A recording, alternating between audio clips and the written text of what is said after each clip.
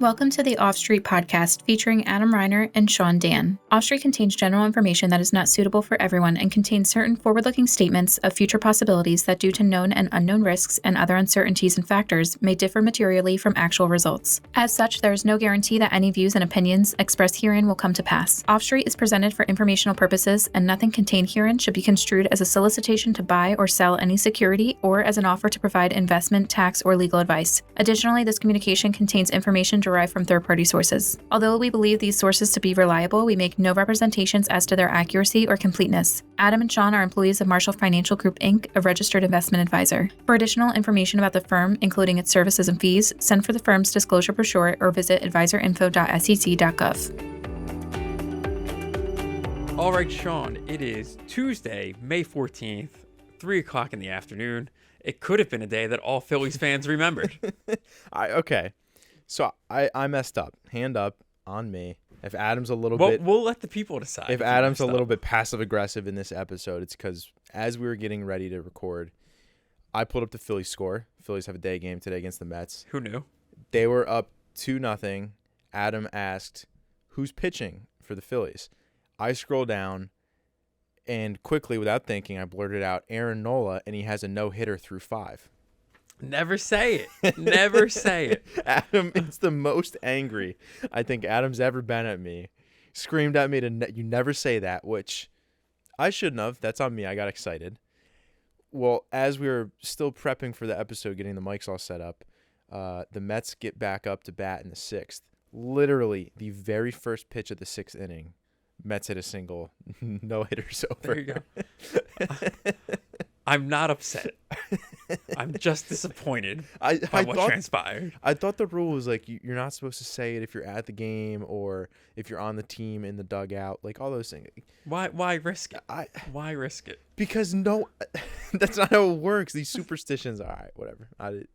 Hand up. It's on me. Won't happen again. It's the first pitch, the very next pitch. This is bad though because it reinforces you're a very superstitious guy. I am, and this just like reinforces your behavior. It's bad habits. Well,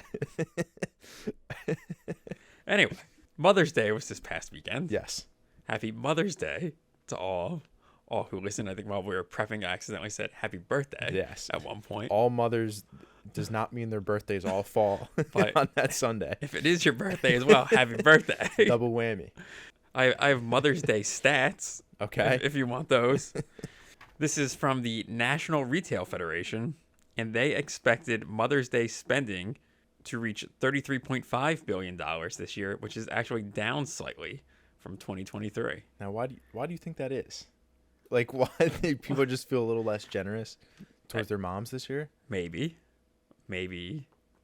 there's some disinflation on goods. Consumers weakening? Well, hopefully not that. Hopefully the price of flowers is down, or greeting cards, or maybe dinner and brunch.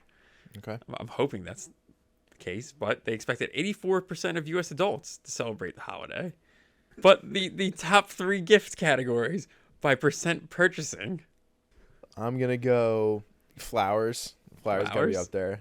Flowers, 74%. Yep. Some sort of food or special outings candy, like chocolates. Dinner or brunch. Yep. 59%. And then what's 3? Greeting cards. Also course, 74%. Of course. Okay. So, flowers, greeting cards, and dinner or brunch. There you go. Checks out. Sounds like a great That's day. a great Mother's Day. Yeah. There you go.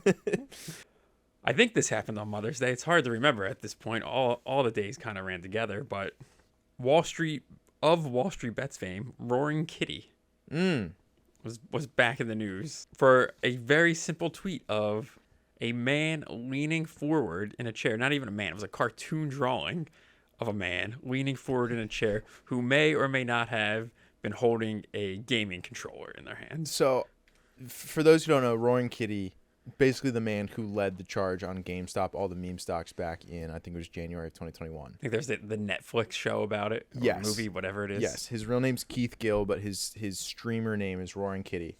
I have a take with no hint of irony in it, Adam. Is Roaring Kitty the most powerful man in the stock market right now? That is not a joke. Is Aaron Nola going to throw a no-hitter today? No. Okay, But so there you go. But think about it this way. Aside from someone like Jay Powell, obviously can move markets. What other person can tweet something unrelated to a stock, Unrelated to a stock. and then the stock moves billions? Just yesterday, GameStop added, I think it was about $3 billion in market cap, added a bunch more today so far. He didn't say a word about the stock. Yes, that is true. He didn't say a word about this. No one else can do that. Maybe more importantly, who is trading on this tweet? That or too. X? Like, what is the legality of if he's profiting off of this, right? Like he didn't That's a say good anything question. about the stock. Matt Levine had a great blog yesterday, just going all down all these rabbit holes of like what's legal and what's not here. This is such a bizarre thing, but I don't know. If nothing else, it's just fun, right? It is. It's Like, funny. It was funny to see. It's fun to like people on legacy financial media, all stuffy and serious, like talking about this streamer and guessing at why GameStop's moving, getting so mad. Well, that was like yesterday on Bloomberg during the day. They're like, Roaring Kitty sent out this X, and now the stock's up more than 100%. Makes no sense. People are getting rich off it. You got to wonder how hedge funds that got crushed back in 2021, if maybe they're profiting on it this time, capitalizing on it. Yeah. Who's getting crushed? But I don't know. There was no fundamental news, no technical analysis. I don't know. I don't know what we're doing here. yeah, It doesn't really change anything in Just- the underlying company. just when you think markets are efficient, There you go. you get something like this. Yep. Too funny. Well, here's another case of market efficiency. This was in the Wall Street Journal over the weekend. I think we're all familiar with that phrase, like monkeys throwing darts at the dartboard and picking stocks and outperforming. I think that was actually in A Random Walk Down Wall Street is Yes. where that was introduced. Very famous book. Now the journalists are doing it. Yes. This story is awesome. So the Wall Street Journal, they attended an investment conference last year in May of 2023. They asked 12 hedge fund managers for their best stock picks, their favorite stocks. And then 12 columnists went into a room, put stocks up on a dartboard, and just threw darts randomly to pick their 12 stocks and pitted them against each other. Turns out the journalist throwing darts outperformed by 48%. Yeah. This is the second time they've done this exercise. They did it in 2018 as well. And at that time, dart throwers outperformed by 22%. Yeah. And I would say these journalists did not outperform because one of their darts just so happened to land on an NVIDIA. These were pretty obscure companies Very. that they landed on. One was, I think, Hawaii Land and Pineapple. Yep. I That was the believe name of the company? That was one of them. And some of the others I had never heard of. But they had stocks that went to zero and were Yep. delisted. They had stocks that more than doubled. Obviously, it probably wasn't a fun ride. Obviously, you should not do this with money that you care about. Right. I think they said that's one of the things that may help them is they don't have to make decisions of whether to buy or sell it. They're just gonna own it for the whole year, and Yeah. whatever happens. Which maybe nods to passive investing. Again, Right. you don't have to make those decisions. A lot less volatility than doing this. But I did see someone make a joke on Twitter recently about if you want to become ultra rich in the stock market, being an active investor. So you don't want to do passive products. If you want to be active, it seems like your chances are better of getting super lucky one time than being very good for decades. Like, That it's much feels right. easier. I would say it feels much easier to get ultra rich on a GameStop one time. You make a crazy bet and you're right, than to be Warren Buffett and just outperform for decades. I think for the average person, the average investor, that is 100% right. Yeah. Probably even a lot of professionals as well. Yeah, yeah. But Not to say it's easy, but it's easier to get lucky once and be great for decades. someone who was able to be pretty darn good for decades, Jim Simmons. Yes. He's maybe one of the greatest investors that few people have heard of. Yeah, I think that's a great way to describe him. The greatest investor you've never heard of. This dude had a fascinating life. He got his PhD in math and then became a math professor. They said he made groundbreaking discoveries in quantum field theory, string theory, and condensed matter physics. I don't know what any of that is. Don't get a single word of that. But basically, did all those things, was the head of Stony Brook's math department, got bored and started a hedge fund, applying some of these like math and science techniques. And they said from 1988 to 2018, his flagship fund did 66% per year. Yep. Earned more than $100 billion in trading profits. It's just absolutely ridiculous. And then when he got bored with that, he became a philanthropist and gave away almost all his money. Crazy. Just what an amazing life. Yes. but I mean, you talk about people that are just like built different to be that big of a genius. When he started his hedge fund, they said he had pretty much no experience in markets. He basically just said like, well, we have all these models. I kind of sort of feel like it could probably work in financial markets. They said his initial hedge fund team had no finance people on it. It was all mathematicians and scientists. I think he was one of the original quants. Yeah, he was like the quant. Now, like, what? I think they said in the article, quants make up 25 to 33-ish% of markets, and he was really the pioneer behind it. Yeah, in there they talk about this book, The Man Who Solved the Market. Yeah. That one may be one we have to check out. That came out a few years ago. I hadn't gotten around to it, but yeah. There was a quote in there, I think that speaks to him a little. Visibility invites competition, and with all due respect to the principles of free enterprise, the less the better. I think that explains a little bit about his psychology and makeup. Yeah. I mean, you probably have to try hard to be invisible if you're doing 66% a year, and a lot of people don't know about you. Right? Like, you think about Warren Buffett, and they say he does, like, what, 20 to 25% for his career per year? To be doing triple?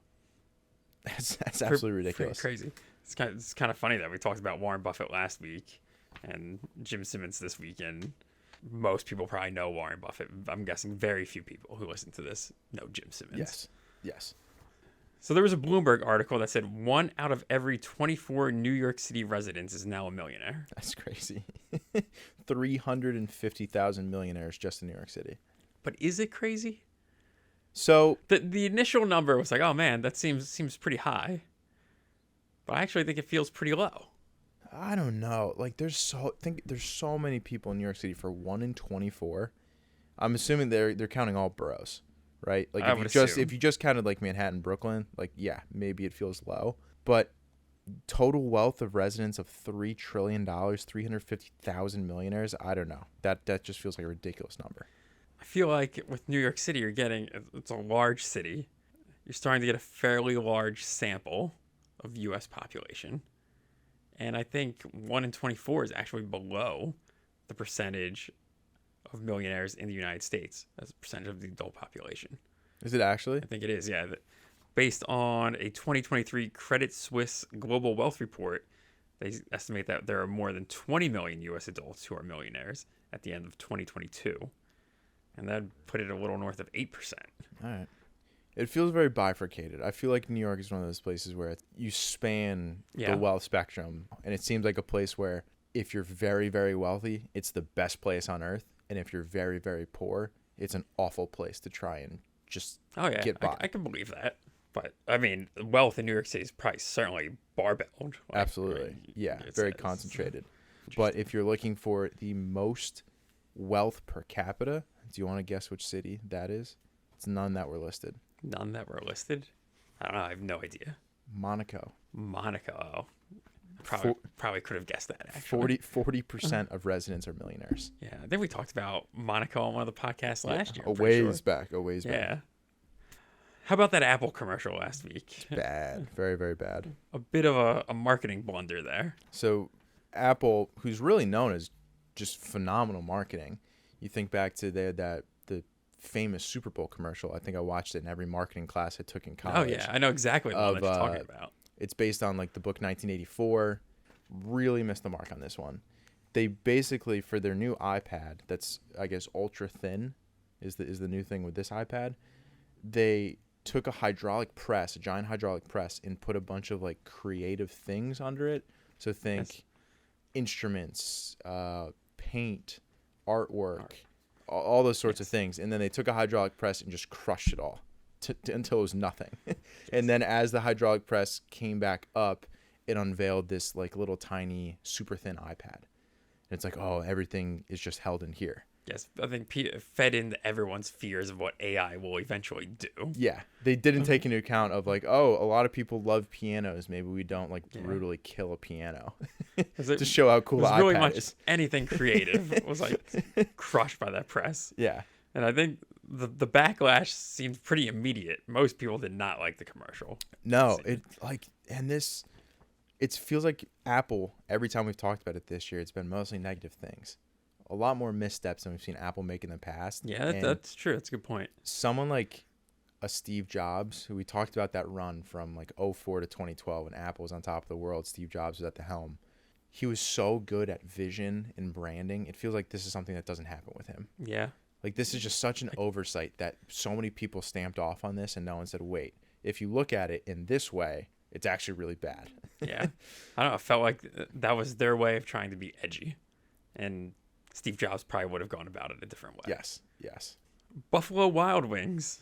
Stop me if you've heard this one before, Sean. An all-you-can-eat promotion of boneless wings and fries. There's an asterisk. It's dine-in on Mondays and Wednesdays for $19.99. Kind of feels like an endless shrimp deal. So far, companies that we talked about on the podcast that have done endless food deals are one of one for bankruptcies. So, bold take by Buffalo Wild Wings to jump in the game. I will say, though, for $19.99, you have to clear a lot of boneless wings and fries. Yes. For it to be a negative proposition for Buffalo Wild Wings. When you first told me about this promotion, I thought they were bone-in wings. No. No, they're glorified chicken nuggets. Pretty much, yeah, chicken nuggets. I'm based on that comment, you're not a boneless guy? No. Neither am I. If you want chicken nuggets or chicken tenders, Yes. call them that. If you're gonna They're not wings. If you're gonna eat a wing, get a wing.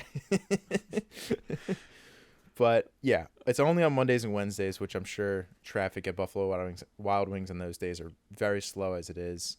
Fries, great margins on fries, I'm sure. Yeah, can't fill up on fries if you're gonna do this. You have to go straight for the chicken. Yeah. So Sam Rowe did point out this is actually deflationary if you do it right, if you eat enough. You have to make them lose. But unless you're Joey Chestnut, I feel like it's gonna be tough. Probably. Gold bars are in the news, and this was kind of surprising. South Korea's convenience stores are selling gold bars. They're pretty small. Don't think like big gold bars. Think of like 1/10 of a gram to 2 grams. Yes.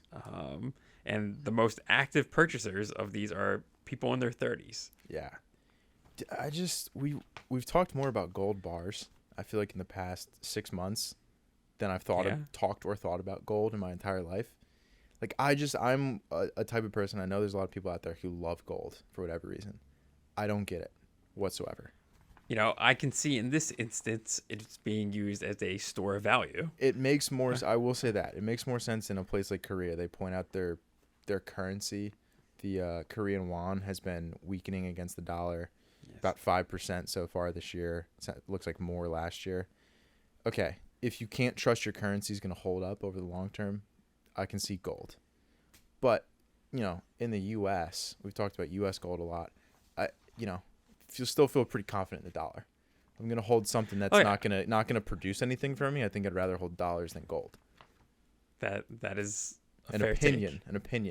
Not financial advice. It is opinion.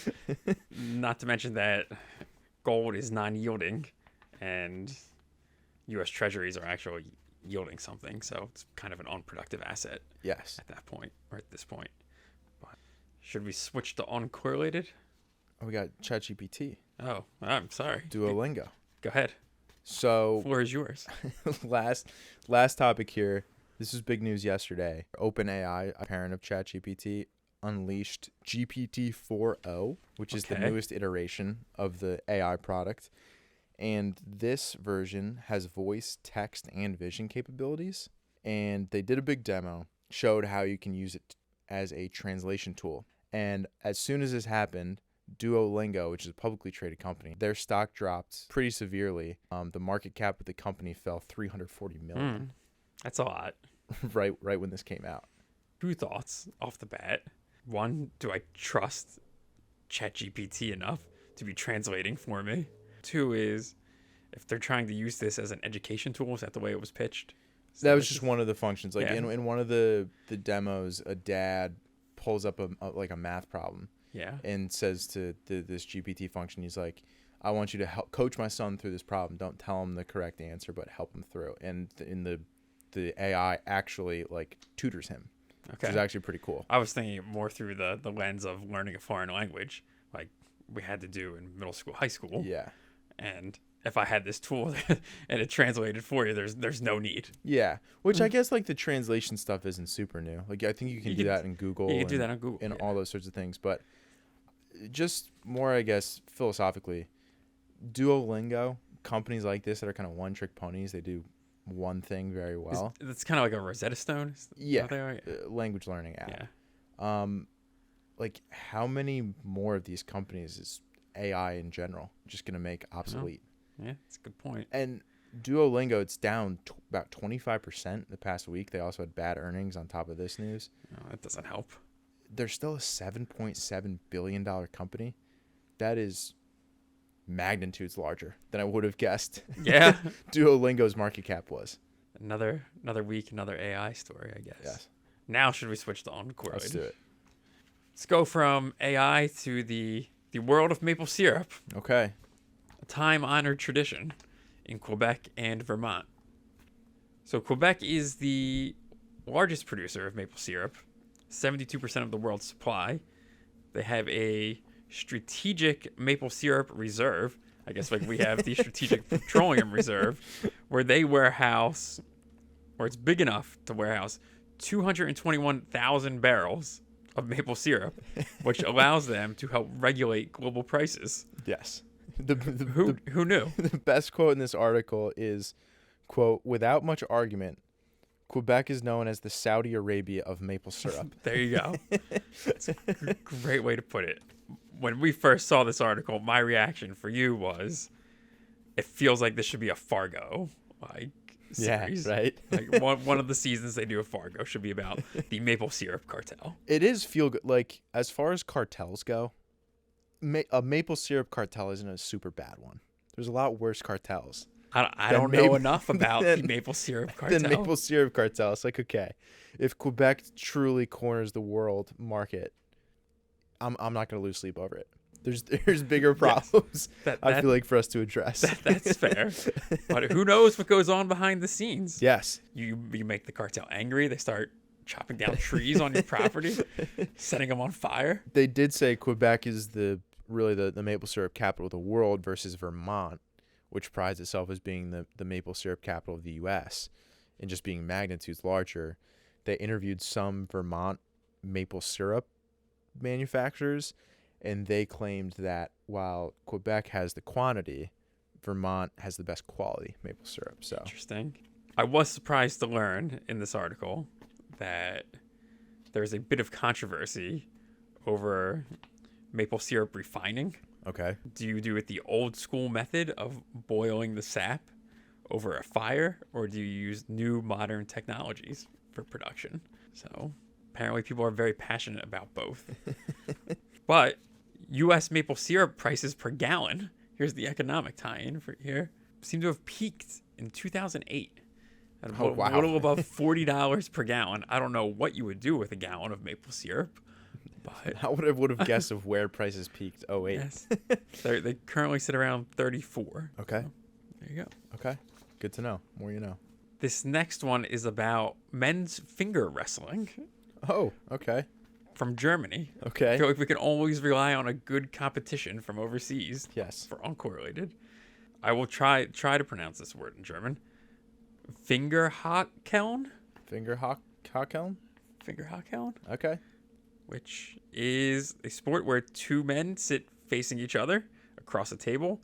They hook their middle fingers together on opposite sides of a leather loop and pull as hard as they can. And then one of their fingers crosses a line in the middle of the table. We have a winner. They did have videos on in the article. Very violent game. Lasts only a few seconds usually before one person rips the other across the table. So the game competition dates back to the 1300s, and they think it had to do storied tradition with settling of disputes.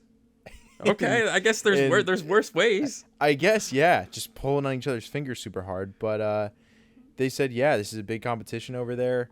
Common injuries are dislocated fingers, muscle strains, and they even see a lot of nosebleeds from people straining so hard to pull on each other. They say entrants generally need 3 skills: firm fingers, steely determination, and the ability to convert speed to power. That's my favorite line I've heard in a long time. Converting speed to power. Yes, but this is a popular game in beer houses and pubs. I think they should like there should be an Olympic decathlon type event where it's just stupid guys being dudes games. Like finger pulling and like hot dog eating contests. What other ones have we talked about on the podcast? Strongmen. Did we do like chase the wheel of cheese down the hill? Chase the wheel of cheese down the hill is a big one. The Florida Man games, pull some stuff from there. Games. There you go. Yeah. Why not do like a world games of this stuff? Put on like ESPN 8, the Ocho. There you go. So here I have beer consumption per capita.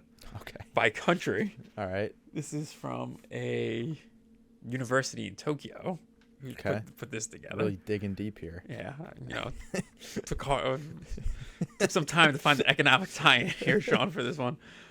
But Germany is ranked number 4. This is as of 2019. Okay. In beer consumption per capita at 99 liters. Feels like a lot in a year, right? How much is a liter? I think so. Can they do it in gallons for us Americans? Yes. they have it in 633 milliliter bottle equivalents, if that helps. Okay. Which is 156. Do you know where we rank? Where we're happy to say we're 20th on this list. Okay. Happy in what way? That it's low or high? That it's a lower. That it's low. Okay. Number 1 is the Czech Republic. So Germany is 4th at 99 liters per capita. Okay. And the Czech Republic is 188. Wow. Followed by Austria and Romania. Okay. We can't drink like the Austrian countries can. Yes. But lots of beer consumption. Okay. Parting thoughts? CPI this week. Big week. The poor man's inflation metric. Yes. If you want to say it that way. Those who listen to the podcast know PCE is the preferred gauge. Absolutely. And, well, actually, maybe I shouldn't say it. I don't want to jinx it, since I've already jinxed something today. Yeah. Some things are best left unsaid. Yeah, just stocks. Stocks. Good stocks are good for right now. Vibes are good now. Though, we'll see where things are at after Wednesday. Yes. All right. Until next week. See you then.